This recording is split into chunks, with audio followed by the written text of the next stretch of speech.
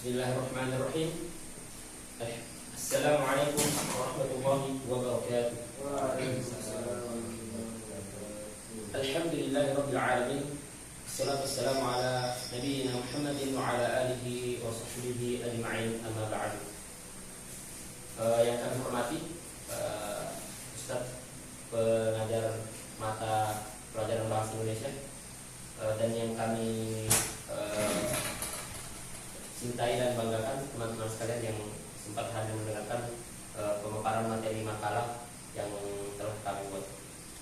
Jadi kami akan memaparkan sebuah makalah yang berjudul Studi tentang Kesalahan Pengucapan Mahasiswa dalam Praktek Bahasa Arab. Langsung saja ke intinya. Di sini kita akan membahas 3 rumusan masalah. Yang pertama, apa saja bentuk kesalahan pengucapan yang sering dilakukan oleh mahasiswa dalam praktek berbahasa Arab. Yang kedua, faktor yang menyebabkan mahasiswa melakukan kesalahan pengucapan dalam berbahasa Arab. Yang ketiga adalah bagaimana upaya yang dapat kita lakukan untuk memperbaiki kesalahan pengucapan mahasiswa dalam berbahasa Arab. Yang pertama, apa saja bentuk kesalahan pengucapan yang sering dilakukan oleh mahasiswa dalam praktek berbahasa Arab? Poin pertama, kesalahan fonetik. Perlu kita ketahui apa itu fonetik. Fonetik adalah suatu sarana, suatu ilmu yang mempelajari bunyi, sarana atau media bagaimana manusia dapat mengemukakan atau dapat berbicara. Dalam kesalahan fonetik tersebut, tentunya bahasa Indonesia itu berbeda dengan bahasa Arab, sehingga kita sebagai orang Indonesia wajarlah untuk salah dalam pengucapan beberapa kata dalam bahasa Arab tersebut. Kesalahan fonetik terbagi menjadi 2. Yang pertama, penggantian bunyi asli. Penggantian bunyi asli itu contohnya misalnya penyebutan huruf dot dan huruf dal, yang dimana dalam bahasa Arab ketika kita mengucapkan huruf yang salah maka dapat merubah makna suatu kata tersebut. Yang kedua adalah vokal panjang pendek. Begitupun dengan vokal panjang pendek. Vokal panjang pendek dapat merubah suatu makna sehingga pengucapan mahasiswa dapat berpengaruh terhadap apa yang diucapkannya. Poin kedua adalah kesalahan intonasi. Adapun kesalahan intonasi, untuk mengetahui kesalahan intonasi kita harus mengetahui apa itu intonasi. Intonasi adalah rendah tingginya suatu nada seseorang dalam suatu kalimat, yaitu menekankan bunyi dalam kata tertentu dalam suatu kalimat. Contohnya, misalnya saya bertanya kepada Al-Akh Surahman dengan pertanyaan, misalnya dalam bahasa Arab, hal qara'ta kitaban. Saya tidak menekankan sesuatu pun, maka kita maka Surahman pasti akan ambigu bilang, apakah yang diucapkan oleh Al-Akh tersebut. Kalau misalnya kita menekankan suatu dalam kalimat tersebut, misalnya hal qara'ta kitaban, maka pasti dia akan memahami secara langsung, secara alami bahwasanya oh, Al-Akh bertanya kepada saya. Selanjutnya, kesalahan tajwid dan makharijul huruf. Tentunya makharijul huruf sangat penting dalam bercakap dalam bahasa Arab. Sebagaimana kesalahan fonetik, begitupun dengan kesalahan makharijul huruf. Ketika ada huruf yang berbeda, maka arti dalam kata tersebut akan berubah makna. Contohnya ba'dha dan ba'da.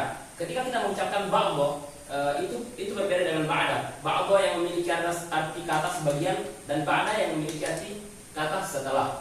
Maka misalnya orang susah untuk mengucapkan huruf ba dan mengucapkan huruf dal, maka dia akan selamanya salah dalam pengucapan tersebut, dan artinya pun salah. Dia akan mengucapkan setelah, bukan sebagian. Terus yang poin yang kedua, faktor yang menyebabkan mahasiswa melakukan kesalahan pengucapan dalam berbahasa Arab. Adapun beberapa faktor. Yang pertama adalah linguistik.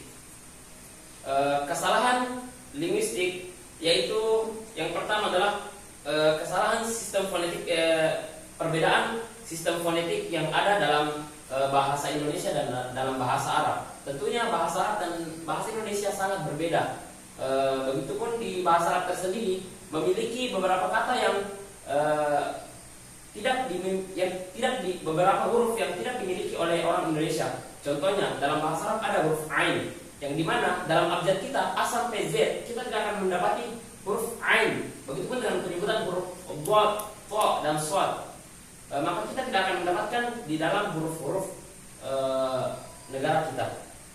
Terus yang kedua, pengaruh bahasa ibu. Pengaruh bahasa ibu sangat berpengaruh terhadap bagaimana kita bercakap berbahasa Arab. Contohnya misalnya di suku Jawa, orang-orang kebiasaannya susah menyebutkan huruf zal. Mereka cenderung untuk menyebut huruf ja. Misalnya Akhairi adalah seorang Jawa. Maka ketika dia misalnya memanggil nama saya Huzaifah, maka dia akan mengucapkan Hujaifah.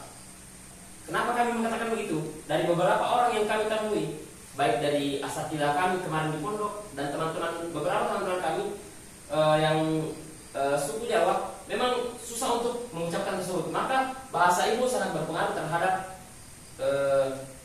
bagaimana kita mengucapkan kalimat-kalimat bahasa Arab. Yang kedua, faktor psikologis. Psikologis juga dapat mendorong kita untuk bagaimana berbahasa Arab yang benar. Ketika kita percaya diri, maka cenderung kita akan pede untuk mengucapkan kalimat-kalimat yang kita lontarkan dan tidak cadel ataupun tidak typo dalam pengucapan huruf. Terus ketika kita memiliki motivasi juga, maka kita akan dengan mudah untuk berbahasa Arab. Kendala motivasi yang kita alami di lingkungan mahasiswa, yaitu ketika kita mau berbahasa Arab, namun lingkungan kita tidak mendukung. Misalnya saya mau mengucapkan atau saya mau berbahasa dengan bahasa Arab, misalnya di lingkungan teman-teman saya, maka saya akan down atau terkendala motivasi karena ketika saya berbahasa Arab, maka mereka tidak mendukung. Kurangnya motivasi dari mereka. Misalnya saya bertanya kepada teman saya, min aina? Dengan responnya, wih, dia mau sok berbahasa Arab nih, begitu. Maka motivasi dari diri saya sendiri akan terhalang. Oleh karena itu tidak ada lagi minat dari dalam diri saya untuk berbahasa Arab karena lingkungan tersebut. Terus yang ketiga adalah faktor metodologis. Jadi metode pembelajaran dan keterbatasan sumber pembelajaran itu sangat berpengaruh juga bagi kita untuk bercakap berbahasa Arab. Terus pindah ke yang ketiga adalah bagaimana upaya yang dapat kita lakukan untuk memperbaiki kesalahan-kesalahan pengucapan mahasiswa dalam berbahasa Arab. Yang pertama adalah peningkatan latihan fonetik. Ketika kita misalnya asli orang Indonesia, cenderung pasti kita kalau mendengarkan huruf-huruf yang tidak ada dalam abjad kita perlu melatih hal tersebut. Contohnya penyebutan huruf ain, ghain, dha, tha dan sebagainya. Maka ketika kita membiasakan latihan fonetik tersebut, maka kita akan terbiasa dan dapat mengucapkan huruf tersebut dengan baik. Terus yang kedua adalah praktik makharijul huruf. Makharijul huruf sangat penting. Makanya bukan hanya dalam ketika kita membaca Al-Quran, namun ketika kita bercakap bahasa Arab juga penting. Terus yang kedua adalah penggunaan media dan teknologi. Media dan teknologi tentunya sangat berpengaruh di zaman kita sekarang, yaitu zaman Gen Z. Maka kita perlu memberikan teknologi ataupun media sarana seperti smartphone untuk memberikan motivasi atau dukungan kepada mahasiswa agar dia dapat berbahasa Arab dengan baik. Terus yang terakhir adalah pembelajaran yang aktif. Kita perlu simulasi praktek ataupun kelas interaktif antara mahasiswa dan penutur kata yang asli. Contohnya kita mendatangkan syekh di institut kita telah mendatangkan Syekh Mukir, sehingga kita dapat bercakap dengan beliau dan mendengarkan langsung apa yang memang aslinya dari sana, misalnya baik itu dari kata-katanya dan dari pelafaz dan huruf-hurufnya. Kesimpulan, jadi yang terakhir adalah kesimpulan, sebagaimana yang telah kami paparkan tadi, bahwasanya beberapa pengaruh atau faktor yang dapat memengaruhi mahasiswa dalam berbahasa Arab, yaitu dari faktor linguistik, psikologis, dan metodologis. Adapun beberapa cara yang perlu diterapkan mahasiswa, yaitu baik dari institut juga, yaitu membiasakan atau praktek-praktek serta menyediakan sumber pembelajaran atau sarana pembelajaran yang lebih mendukung seperti smartphone dan sebagainya. Mungkin hanya itu dari kami, kurang dan lebihnya mohon dimaafkan. Pada pemaparan kali ini mungkin banyak kekurangan, jadi mohon maaf sebesar-besarnya kepada Al-Ustaz dan kepada saudara-saudara sekalian. Semoga ini dapat menjadi manfaat bagi kita semua. Mungkin sekian dari saya.